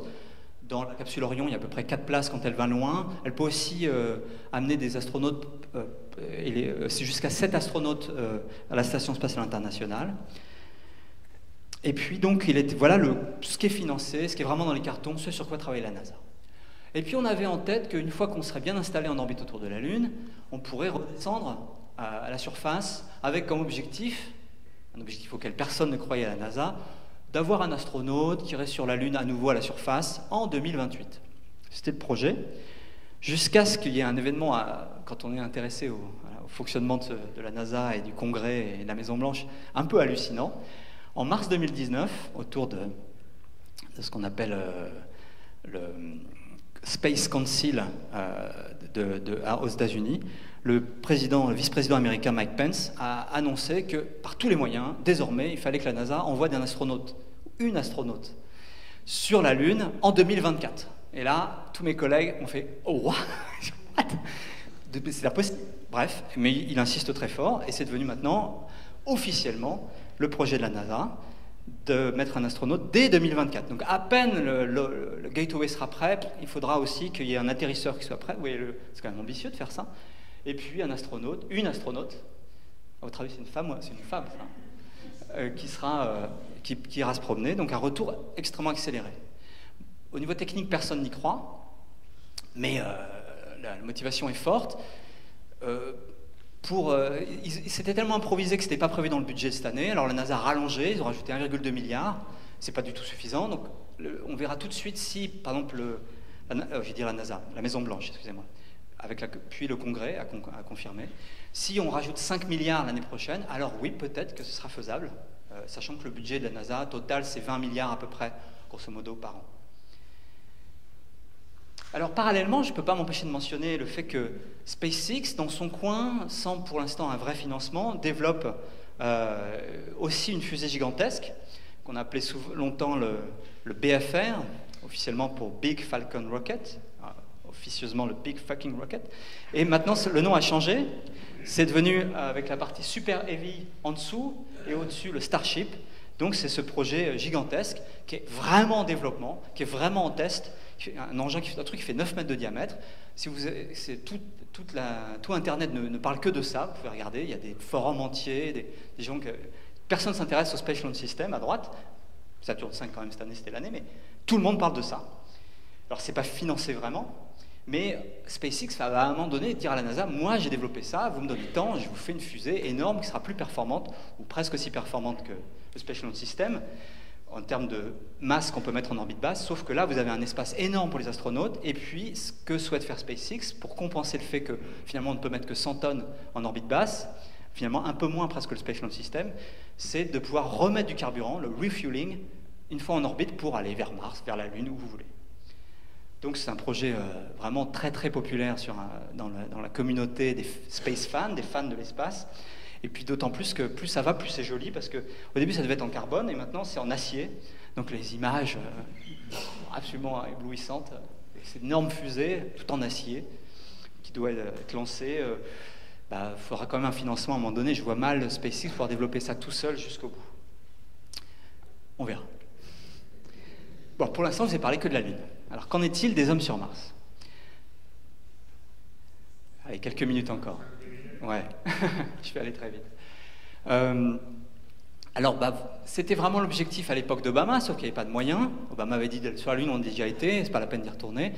Maintenant, l'administration Trump, même si Trump ne comprend rien, mais officiellement dit on va retourner sur la Lune. La NASA est d'accord, on va dire, et donc l'objectif pour l'instant, c'est de mettre beaucoup de moyens vers la Lune et officiellement de préparer Mars. Le problème, c'est que si on retourne sur la Lune, si par exemple on fait une station à la surface de la Lune permanente, voire un Moon Village, comme le souhaite notre directeur de l'Agence spatiale européenne, donc une espèce de station spatiale internationale, mais à la surface de la Lune, ça va prendre toutes les ressources disponibles pendant les 10, 20, 30 années prochaines, donc Mars ne va pas venir tout de suite.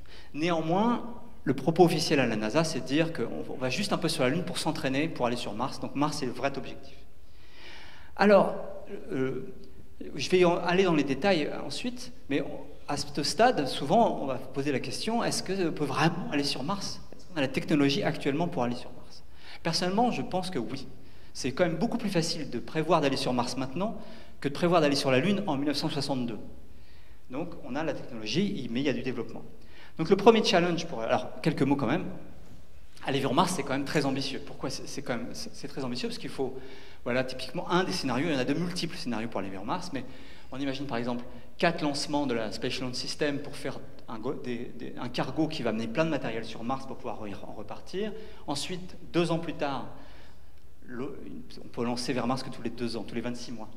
On envoie à nouveau du cargo et puis un équipage. L'équipage va mettre 6 mois à peu près pour aller vers Mars. Il se met en orbite, il se pose à la surface, il y reste une trentaine de mois, comme c'est écrit ici, 30 mois au total, c'est marqué 500 jours, un peu plus d'une année. C'est à cause on ne peut pas tout le temps repartir de la Mars vers la Terre de la même manière qu'on ne peut pas tout le temps aller de la Terre vers Mars. On repart et enfin on retourne sur Terre. Donc vous voyez, beaucoup de lancements, beaucoup de matériel. J'y reviendrai plus en détail dans quelques secondes. Donc finalement, le vrai défi numéro 1 d'une mission vers Mars, c'est le coût. C'est le coût. Parce que c'est beaucoup, beaucoup trop cher pour le justifier scientifiquement. C'était le cas pour Apollo. Apollo, le conseiller scientifique de Kennedy a accepté de soutenir Apollo à condition qu'on ne dise jamais qu'on faisait ça pour la science. Et Mars aussi, j'aurais du mal à expliquer à mes collègues physiciens, médecins, que la priorité des scientifiques, c'est de dépenser 200 milliards de dollars dans l'exploration de Mars. Donc, le problème de justification est le même que d'habitude pour l'exploration humaine, que pour l'exploration de la Lune et pour la Station spatiale internationale, c'est qu'il faut le justifier autrement. Donc simplement, ça répond je suis sûr, au désir de beaucoup de personnes dans cette salle, j'espère, peut-être pas, Ce qui fait que ça répond au désir d'explorer, d'aventure, etc., de plein de contribuables. Ça, c'est bien. Et donc des politiques. Il y a quand même des raisons objectives de faire de l'exploration humaine, même jusqu'à Mars. Par exemple, ça permet de susciter des vocations pour les sciences et les études d'ingénieurs dans tel ou tel pays. C'est important pour un pays que les gens ne fassent pas que la Star Academy et des choses comme ça. Il faut un peu faire des maths. Ça peut aider au prestige national ou inversement, une motivation, c'est ça favorise les coopérations internationales. L'exemple avec la Russie, pour la Station spatiale internationale, est quand même une grande réussite. Malgré les grands conflits, ça bosse tous les jours entre la Russie et les États-Unis. Et il faudrait la même chose avec la Chine, quelque part, maintenant. Ça peut inspirer des progrès technologiques. Certains, un peu visionnaires, du genre Elon Musk, voudraient que ça amorce l'expansion des activités humaines, aller coloniser d'autres mondes pour survivre. Et puis il y a des gens qui s'intéressent à l'économie de cela. Et puis enfin, je l'ai mis en dernier, la science. C'est quand même intéressant scientifiquement. On ne peut pas justifier une telle exploration à un tel coût par la science, mais une fois qu'on a des hommes sur place, on peut faire une science extraordinaire. Bon, alors bien sûr, il y a quelques défis techniques. Je vais, pour abréger quand même, les passer en revue sans les détailler avec quelques images, mais on peut les lister là. Ce qui est dur, c'est d'aller vers Mars, faire le voyage vers Mars. Il faut un vaisseau spatial avec un support vie beaucoup plus performant que sur la Station spatiale internationale, qui recycle l'oxygène, l'eau de manière beaucoup plus précise. Il faut pouvoir maintenir les astronautes en bonne santé.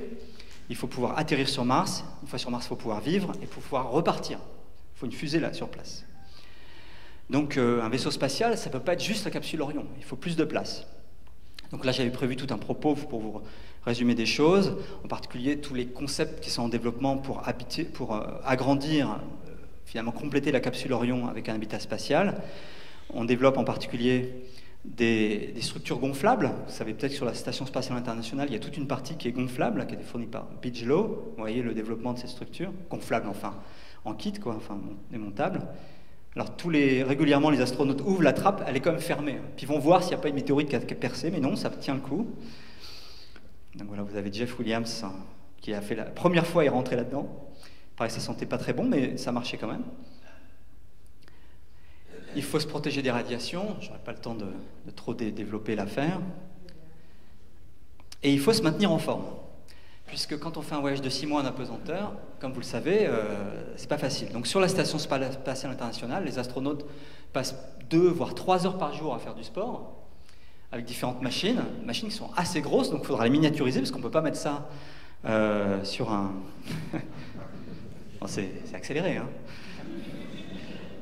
On ne peut pas mettre ça peut-être sur une station. À ce sujet, j'avais quand même prévu de vous parler de quelques expériences qu'on a. Des astronautes en apesanteur pendant 6 mois, on fait ça tout le temps. Les astronautes qui vont sur la Station spatiale internationale, ils partent toujours pour 6 mois, 7 mois, c'est-à-dire la durée du voyage vers Mars. Donc on sait très bien dans quel état ils sont. Mais bon, généralement, quand ils arrivent, ils sont complètement épuisés. Comme dit Thomas Pesquet, c'est un peu comme sur une balance, il n'est plus habitué à avoir du poids, donc il trouve que il ressent que littéralement son bras pèse 10 kilos, que sa tête est très lourde, et puis ils ont un problème d'équilibre. Musculairement, ils sont assez en forme, hein, mais ils ont surtout un problème d'équilibre.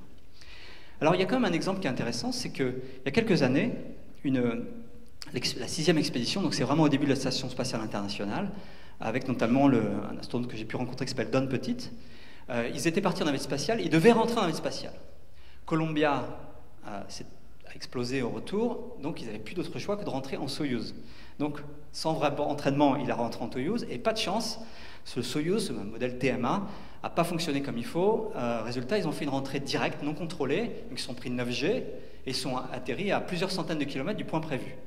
Et donc, ils sont restés 2 heures avant de pouvoir contacter quelqu'un, et avant que le premier hélicoptère arrive, peut-être plus de 3 heures. Donc ça, c'est pas la vraie photo, personne n'a photographié. Et voilà quand on les a récupérés. Et alors, c'est très intéressant d'entendre leur témoignage. Vous aviez là des astronautes qui avaient passé 6 mois en orbite et qui ont dû s'occuper d'eux-mêmes, se mettre en sécurité, préparer un petit camp, parce qu'ils n'avaient aucune nouvelle, pendant les premières minutes après leur atterrissage. Bizarrement, cette histoire est très peu connue, vous ne trouverez rien là-dessus sur le web. Là, vous voyez dans quel état ils sont. Donc, ce que vous remarquez, c'est que lui, là, Nikolai Boudarine, est en pleine forme. Il est debout et il a pu faire plein de choses. Don Petit, la raison, c'est qu'il avait déjà fait ce vol-là. Il avait l'expérience de faire 6 mois dans l'espace, revenir. Et apparemment, il semble que les gens qui ont déjà cette expérience-là sont capables de se relever et de quasiment travailler. Don Petit, que vous voyez ici, il n'a rien pu faire. Il a rampé. Alors, il était capable de ramper. Il a pu sortir du matériel, mais il était capable de se mettre debout. Donc, voilà, il y a des expériences. On sait, et sa conclusion personnelle, c'est de dire on peut parfaitement atterrir sur Mars, se reposer quelques heures, et puis ensuite se mettre au boulot, quoi. Par contre, s'il arrive quelque chose de catastrophique, les astronautes ne seront pas très performants. Alors évidemment, la solution idéale, ce serait de mettre une centrifugeuse, comme tout ça. C'est ce qu'on voit dans le film Seul sur Mars. Mais ça coûterait vraiment très cher. Il y a quelques idées de mettre le vaisseau d'un côté, puis une espèce de contrepoids de l'autre côté, puis de faire tourner le tout. Mais ce n'est pas pour l'instant dans les cartons. C'est vraiment très compliqué et pas encore vraiment développé.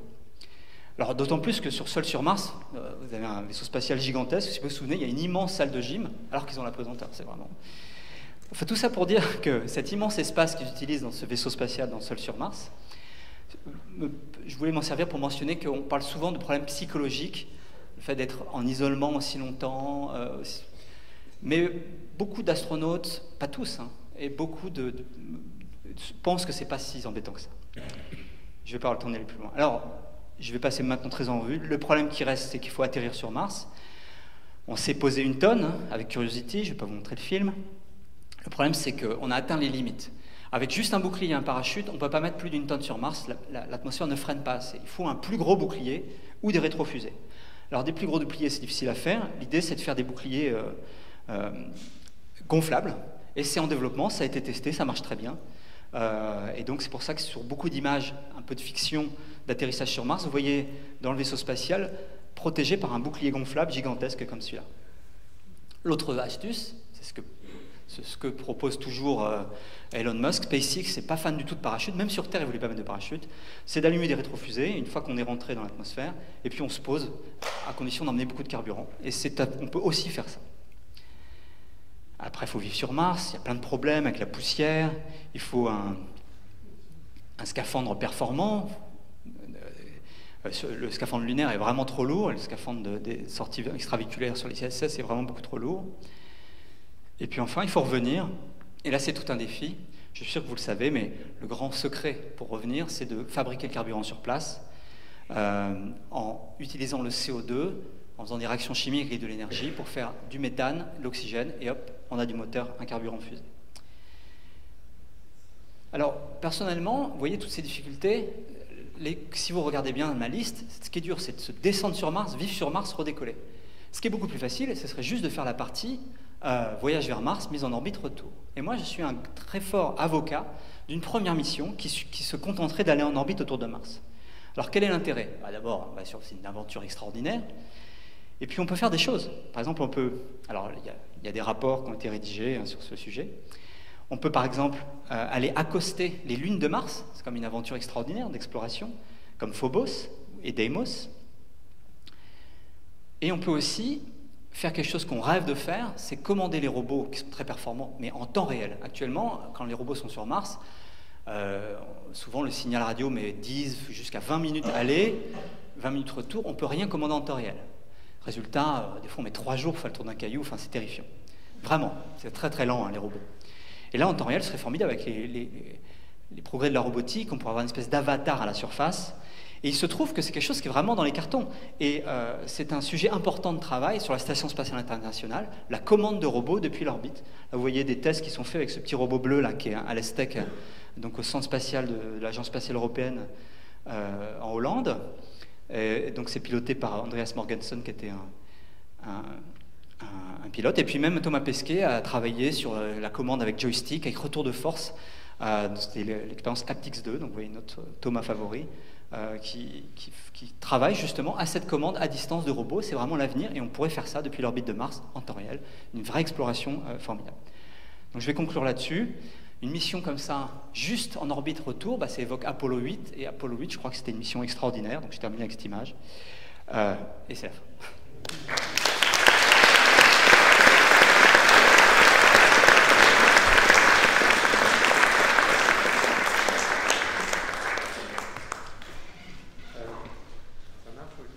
Bon, merci François. Je suppose que vous avez des questions.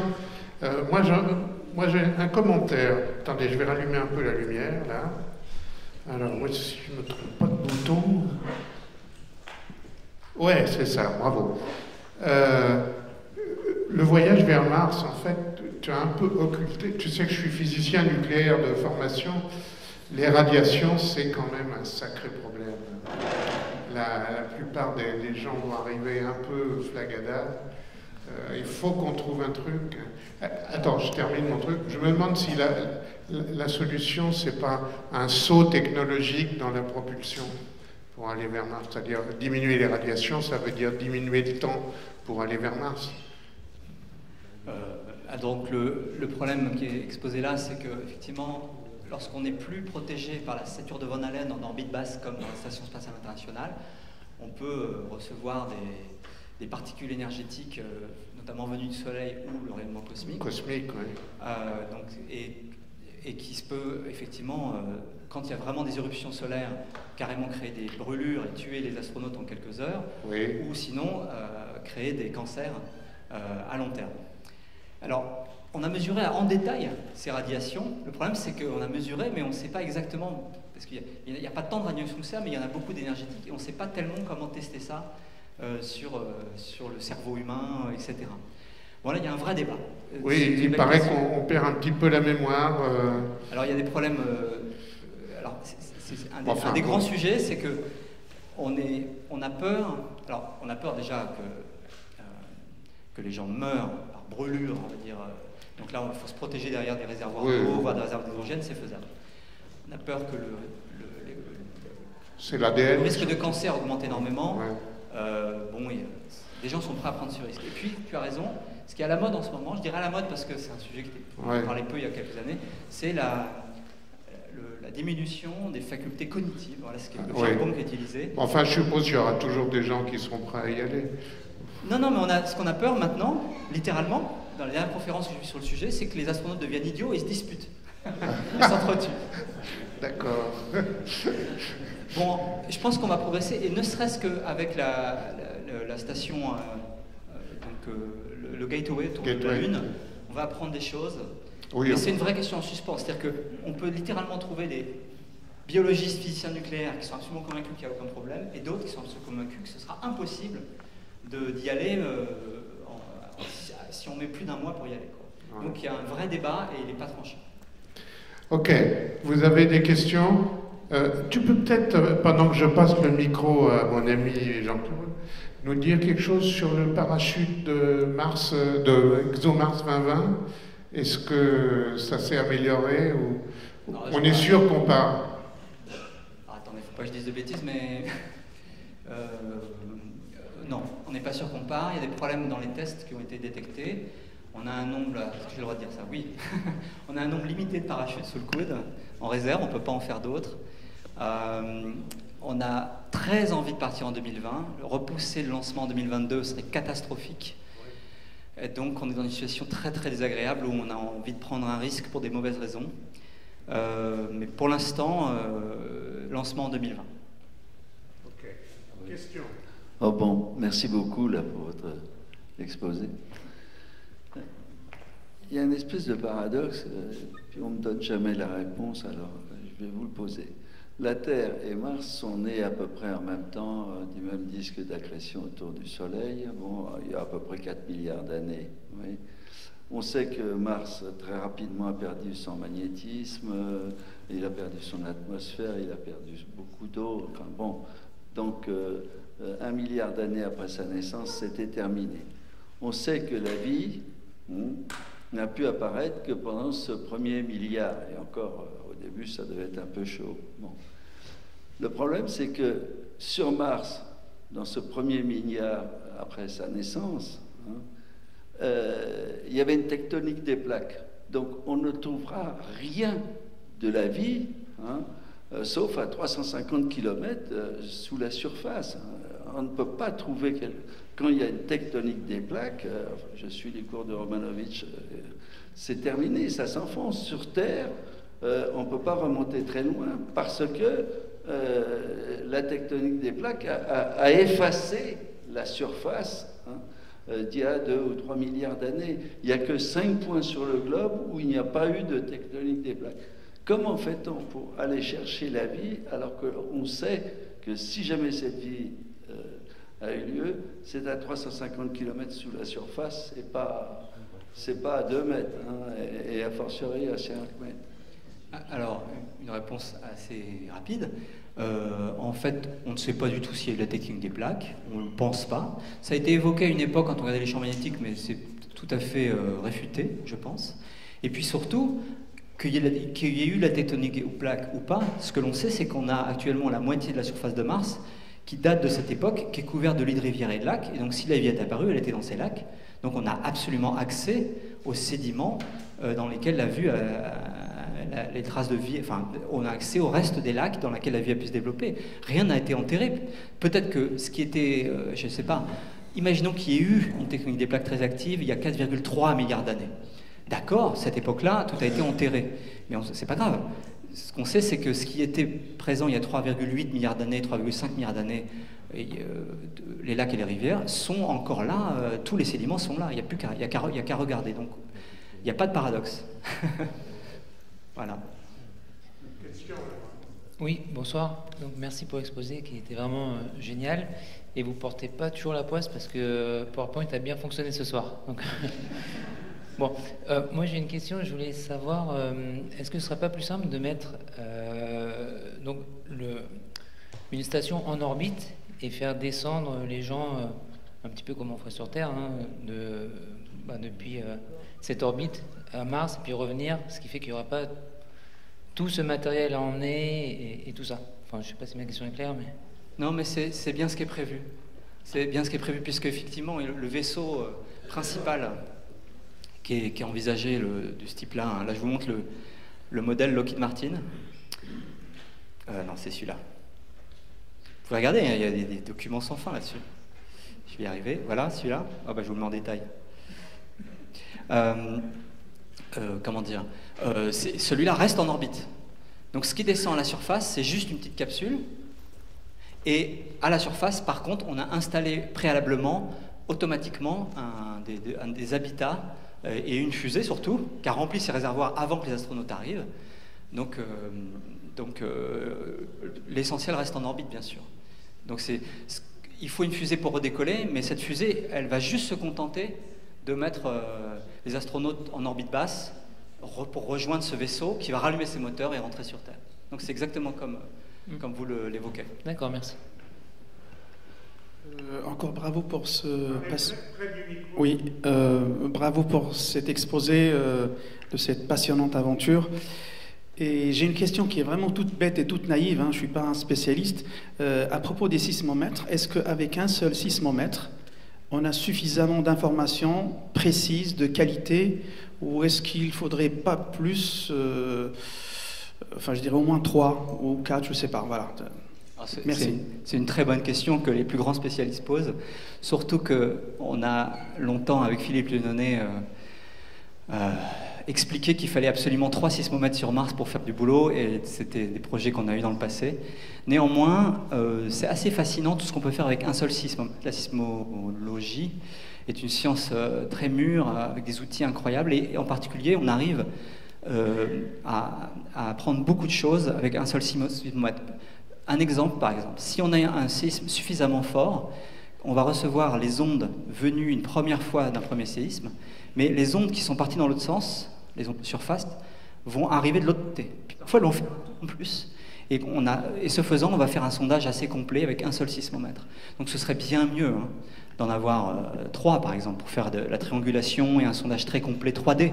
Mais déjà, avec on peut apprendre beaucoup de choses, répondre à une partie des questions qu'on se pose, à condition d'avoir un tremblement de Mars suffisamment fort pour pénétrer à l'intérieur.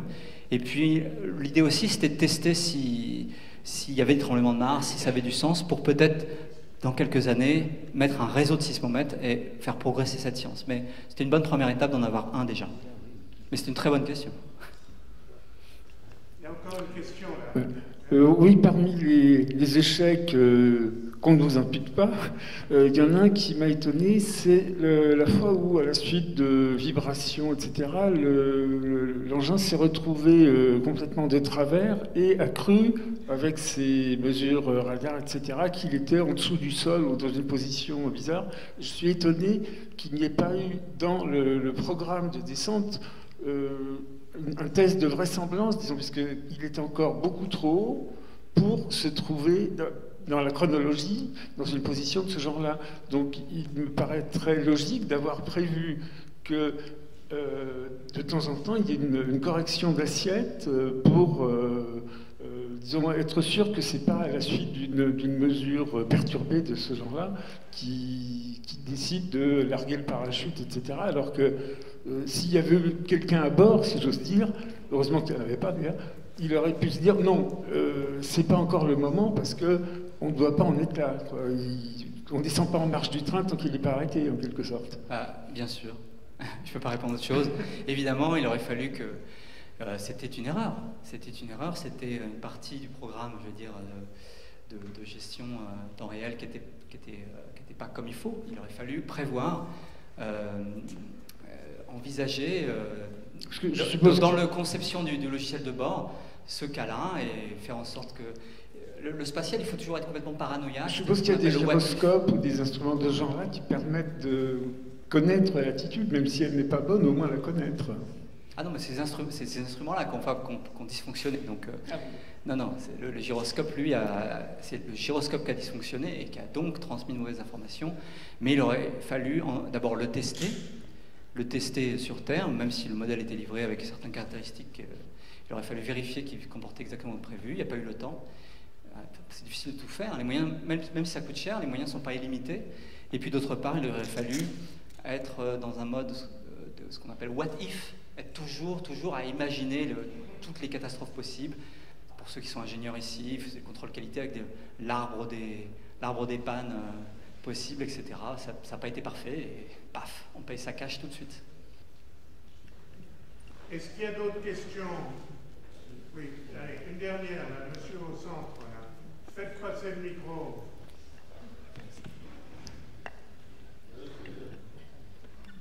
Bonsoir, merci pour l'exposé.